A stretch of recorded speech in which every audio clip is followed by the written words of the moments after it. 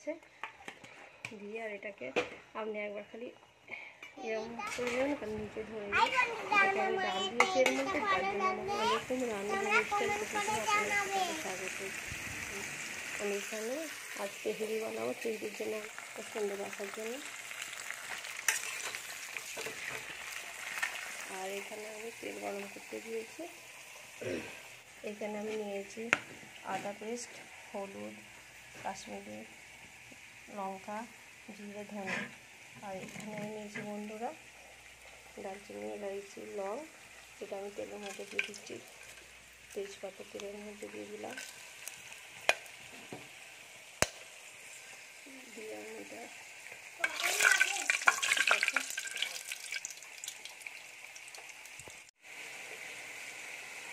মধ্যে আমি আটার পেস্ট দিয়ে দিচ্ছি।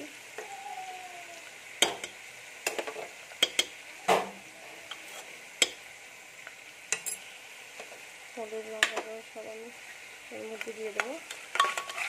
এখানে আমার এটা ভাতে নুন আর কালার দিয়ে ভাজা হবে। এখানে মশলাগুলো সব দিয়ে দিলাম।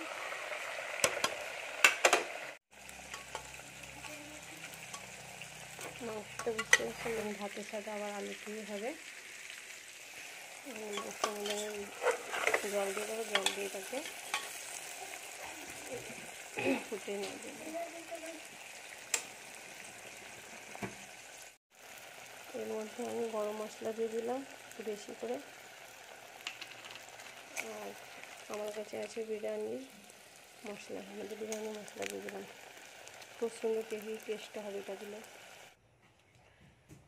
দেখুন সবজি হয়ে আসছে, সেই কালারটা দেখুন। এর মধ্যে আমি ছোলার ডাল দিতে পারেন, একটা অপশনাল, এটা আমি দিই। এর মধ্যে আমি একটা সিটি দিয়ে এটা নামিয়ে নেবো। আমি ঘি দিলাম, ঘিয়ের মধ্যে আমি তেজপাতা দিচ্ছি দুটো, শুকনো লঙ্কা দিলাম, জিরে দিয়ে দিচ্ছি।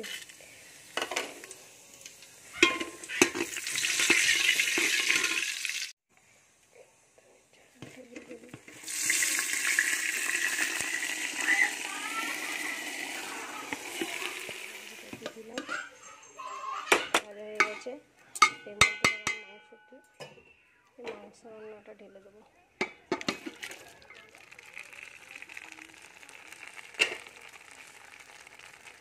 মাংসটা ঢেলে দেওয়ার পরে এতে আমি চাল নিয়েছিলাম 2 গ্লাস, এতে আমি 4 গ্লাস জল দিয়ে দিলাম।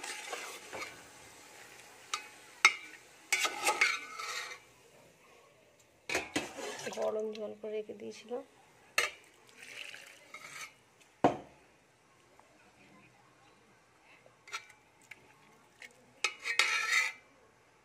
নুনটা চেক করে একটু দেখে নেবেন। দেখার পরে আমার একটু নুন কম হয়েছে, আমি উপর দিক একটু নুন দিচ্ছি। এখন অল্প একটু জল আছে, এটা টেনে নেবে। টেনে আনার পর শুকনো শুকনো হয়ে যাবে। এর মধ্যে আমি অল্প ঘি দিয়ে দেবো। লাস্ট আমার হয়ে গেছে। ঘিটা দিলে একটু বেশ ফ্লেভারটা সুন্দর আসে। দিয়ে আর এটাকে আপনি একবার খালি এরকম করে নেবেন, কারণ নিচে ধরে যায়। এটাকে আমি ডাল দিয়েছি এর মধ্যে, তার জন্য আমাকে যাবে হালকা।